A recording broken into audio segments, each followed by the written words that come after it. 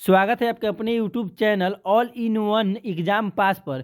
प्यारे बच्चों, आज हम आप लोगों को बताने वाले हैं इतिहास के 50 इम्पोर्टेंट क्वेश्चन के बारे में, जो आपके आने वाले एग्जाम के लिए यानी मैट्रिक बोर्ड परीक्षा 2024 के लिए काफ़ी ज़्यादा यूजफुल साबित होने वाला है दोस्तों।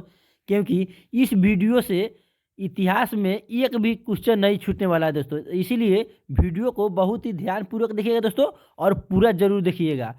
और दोस्तों, जितने भी क्वेश्चन बताएंगे याद करते चलिएगा, और दोस्तों बहुत ही ध्यानपूर्वक देखिएगा और वीडियो के अंत तक बने रहिएगा। तो चलिए शुरू करते हैं आपके पहले सवाल से। चलिए शुरू करते हैं पहले सवाल से। पहला सवाल कह रहा है आपका, यूरोप का मरीज किसे कहा जाता था? बताइए दोस्तों, यूरोप का मरीज किसे कहा जाता था? इसका आंसर हो जाएगा ए नंबर, यानी तुर्की को यूरोप का मरीज कहा जाता था। फिर मैं अगले प्रश्न की ओर बढ़ता हूं। अगला प्रश्न कह रहा है, यंग यूरोप का संस्थापक कौन था? यंग यूरोप का संस्थापक कौन था? इसका आंसर होगा ए नंबर, यानी मेजनी। फिर मैं अगले प्रश्न की ओर बढ़ता हूं। अगला प्रश्न कह रहा है, यूरोपीय सभ्यता का पालना किस देश को कहा जाता है? बताइए, यूरोपीय सभ्यता का पालना किस देश को कहा जाता है? इसका आंसर आपका होगा डी नंबर, यानी यूनान को कहा जाता है। फिर मैं अगले प्रश्न की ओर बढ़ता हूं। अगला प्रश्न कह रहा है, इटली के एकीकरण का मसीहा कहा जाता है? बताइए, इटली के एकीकरण का मसीहा कहा जाता है? आपका इसका आंसर हो जाएगा बी नंबर, यानी मेजनी को कहा जाता है। फिर मैं अगले प्रश्न की ओर बढ़ता हूं। अगला आपका प्रश्न कह रहा है, यूरोपीय राष्ट्रवाद से प्रभावित होकर किस भारतीय शासक जैकोबिन क्लब की स्थापना की? बताइए, इसका आंसर क्या होगा? इसका आंसर होगा बी नंबर, यानी टीपू सुल्तान। फिर मैं अगले प्रश्न की ओर बढ़ता हूं। अगला प्रश्न कह रहा है, फ्रांस की क्रांति का प्रमुख कारण था? बताइए फ्रेंड, फ्रांस की क्रांति का प्रमुख कारण क्या था? आपका इसका आंसर हो जाएगा निरंकुश शासन, यानी बी नंबर। फिर मैं अगले प्रश्न की ओर बढ़ता हूं। अगला प्रश्न कह रहा है, मेजनी का संबंध किस संगठन से था? बताइए दोस्तों, मेजनी का संबंध किस संगठन से था? आपका इसका आंसर हो जाएगा बी नंबर, यानी कार्बोनरी। फिर मैं अगले प्रश्न की ओर बढ़ता हूं। आपका अगला प्रश्न कह रहा है, फ्रांस में किस शासक वंश की स्थापना बिना कांग्रेस के द्वारा की गई थी? मोस्ट इंपॉर्टेंट क्वेश्चन है दोस्तों बिहार मैट्रिक परीक्षा के लिए। कह रहा है कि फ्रांस में किस शासक वंश की स्थापना बिना कांग्रेस के द्वारा की गई थी? इसका आंसर होगा सी नंबर, यानी बुर्बो वंश। फिर मैं अगले प्रश्न की ओर बढ़ता हूं।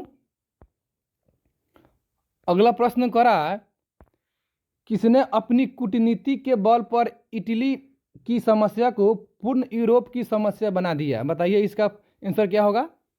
इसका आंसर होगा ए नंबर, यानी काउंट काबूर। फिर मैं अगले प्रश्न की ओर बढ़ता हूं। अगला प्रश्न कह रहा है, विलियम प्रथम कहाँ का शासक था? विलियम प्रथम कहाँ का शासक था? इसका आपका आंसर हो जाएगा बी नंबर, यानी पारसा के। फिर मैं अगले प्रश्न की ओर बढ़ता हूं। अगला प्रश्न कह रहा है, जलवेराइन की स्थापना किस राज्य ने की? बताइए, इसका आंसर क्या होगा? इसका आंसर होगा ए नंबर, यानी पारसा। दोस्तों, मैं जितने भी प्रश्न उत्तर बता रहा हूं यह बहुत ही इंपॉर्टेंट है मैट्रिक की परीक्षा के लिए। फिर मैं चलता हूं अगले प्रश्न की ओर। अगला प्रश्न कह रहा है, हंगरी की भाषा क्या थी? मोस्ट इंपॉर्टेंट क्वेश्चन है फ्रेंड। हंगरी की भाषा क्या थी? इसका आपका आंसर हो जाएगा बी नंबर, मैग्यार। फिर मैं अगले प्रश्न की ओर बढ़ता हूं। यंग इटली का संस्थापक कौन था? यंग इटली का संस्थापक कौन था? आपका इसका आंसर हो जाएगा सी नंबर, यानी मेजनी। फिर मैं अगले प्रश्न की ओर बढ़ता हूं। अगला प्रश्न कह रहा है, 19वीं शताब्दी में यूरोप में राष्ट्रवाद के विकास का क्या परिणाम हुआ? बताइए, इसका आंसर क्या होगा? इसका आंसर होगा डी नंबर, राष्ट्रीय राज्यों की स्थापना। फिर मैं अगले प्रश्न की ओर बढ़ता हूं। अगला प्रश्न आपका कह रहा है,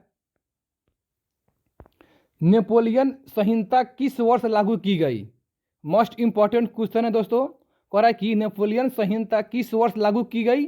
इसका आंसर हो जाएगा डी नंबर 1804 में। फिर मैं अगले प्रश्न की ओर बढ़ता हूं। अगला प्रश्न कह रहा है वियना सम्मेलन कांग्रेस का अध्यक्ष कौन था? बताइए इसका आंसर क्या होगा? इसका आंसर होगा डी नंबर यानी मेटरनिख। जो मेटरनिख था वह वियना कांग्रेस का अध्यक्ष था। फिर मैं अगले प्रश्न की ओर बढ़ता हूं। अगला प्रश्न कह रहा है आपका मेटरनिख व्यवस्था का उद्देश्य क्या था? मेटरनिख व्यवस्था का उद्देश्य क्या था? इसका आंसर होगा आपका इसका राइट आंसर होगा ऑप्शन नंबर सी, पुरातन व्यवस्था की पुनर्स्थापना। फिर मैं अगले प्रश्न की ओर बढ़ता हूं। अगला प्रश्न कह रहा है मेटरनिख कौन था? मोस्ट इंपॉर्टेंट क्वेश्चन है फ्रेंड। मेटरनिख कौन था? इसका आंसर आपका हो जाएगा ए नंबर यानी ऑस्ट्रिया का चांसलर। मेटरनिख कौन था? ऑस्ट्रिया का चांसलर। फिर मैं अगले प्रश्न की ओर बढ़ता हूं।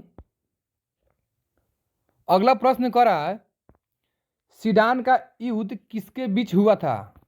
सीडान का युद्ध किसके बीच हुआ था? आपका इसका आंसर हो जाएगा सी नंबर, पारसा और फ्रांस के बीच हुआ था। फिर मैं अगले प्रश्न की ओर बढ़ता हूं। अगला प्रश्न कह रहा है आपका किसने कहा था फ्रांस जब छींकता है तो बाकी यूरोप को सर्दी जुकाम हो जाता है? मोस्ट इंपॉर्टेंट क्वेश्चन है दोस्तों। कह रहा है कि किसने कहा था फ्रांस जब छींकता है तो बाकी यूरोप को सर्दी जुकाम हो जाता है? बहुत ही इंपॉर्टेंट क्वेश्चन है। बताइए इसका आंसर क्या होगा? इसका आंसर होगा सी नंबर यानी मेटरनिख ने कहा था। फिर मैं अगले प्रश्न की ओर बढ़ता हूं। अगला प्रश्न कह रहा है बिस्मार्क किस विद्वान की विचारधारा से प्रभावित था? बिस्मार्क किस विद्वान की विचारधारा से प्रभावित था? इसका आंसर होगा बी नंबर यानी हीगेल। क्या होगा? हीगेल। फिर मैं अगले प्रश्न की ओर बढ़ता हूं। अगला प्रश्न कह रहा है नेपोलियन कोड में कुल कितने कोड थे? नेपोलियन कोड में कुल कितने कोड थे? इसका आंसर होगा बी नंबर 5। फिर मैं अगले प्रश्न की ओर बढ़ता हूं। अगला प्रश्न कह रहा है जर्मनी एवं इटली के एकीकरण के विरुद्ध निम्न में से कौन था? मोस्ट इंपॉर्टेंट क्वेश्चन है दोस्तों। बार बार पूछा जाता है कि जर्मनी एवं इटली के एकीकरण के विरुद्ध में कौन था? इसका आंसर होगा आपका सी नंबर यानी ऑस्ट्रिया। फिर मैं अगले प्रश्न की ओर बढ़ता हूं। अगला प्रश्न कह रहा है आपका यूरोप वासियों के लिए किस देश का साहित्य एवं विज्ञान प्रेरणा का स्रोत रहा? यह भी बहुत ही इंपॉर्टेंट प्रश्न है जो आपके मैट्रिक के परीक्षा में पूछे जाएंगे। इसका आंसर होगा बी नंबर यानी यूनान। फिर मैं अगले प्रश्न की ओर बढ़ता हूं। अगला प्रश्न कह रहा है नेपोलियन ने जर्मनी में किस संघ की स्थापना की? बताइए फ्रेंड, नेपोलियन ने जर्मनी में किस संघ की स्थापना की? इसका आंसर होगा सी नंबर यानी राइन संघ की। फिर मैं अगले प्रश्न की ओर बढ़ता हूं। अगला प्रश्न आपका कह रहा है लाल कुर्ती का गठन किसने किया था? लाल कुर्ती का गठन किसने किया था? इसका आंसर होगा डी नंबर यानी गैरिबाल्डी ने लाल कुर्ती का स्थापना किया था। यह भी क्वेश्चन बहुत ही इंपॉर्टेंट है, इसको भी आप लोग याद कर लीजिएगा। फिर मैं अगले प्रश्न की ओर बढ़ता हूं। अगला प्रश्न कह रहा है किस युद्ध के बाद जर्मनी का एकीकरण हुआ?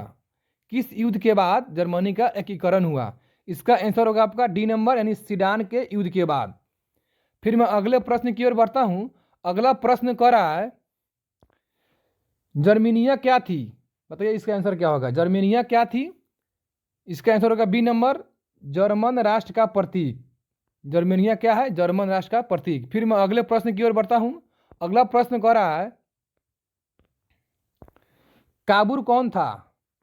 कह रहा है कि काबुल कौन था? इसका आपका आंसर हो जाएगा बी नंबर, इटली का प्रधानमंत्री था। फिर मैं अगले प्रश्न की ओर बढ़ता हूं। अगला प्रश्न कह रहा है जर्मनी का एकीकरण कब पूरा हुआ? मोस्ट इंपॉर्टेंट क्वेश्चन है फ्रेंड। जर्मनी का एकीकरण कब पूरा हुआ?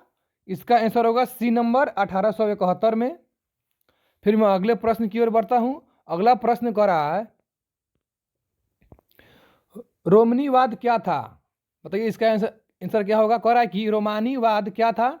इसका आंसर हो जाएगा आपका बी नंबर एक संस्कृति आंदोलन। क्या था? एक सांस्कृतिक आंदोलन।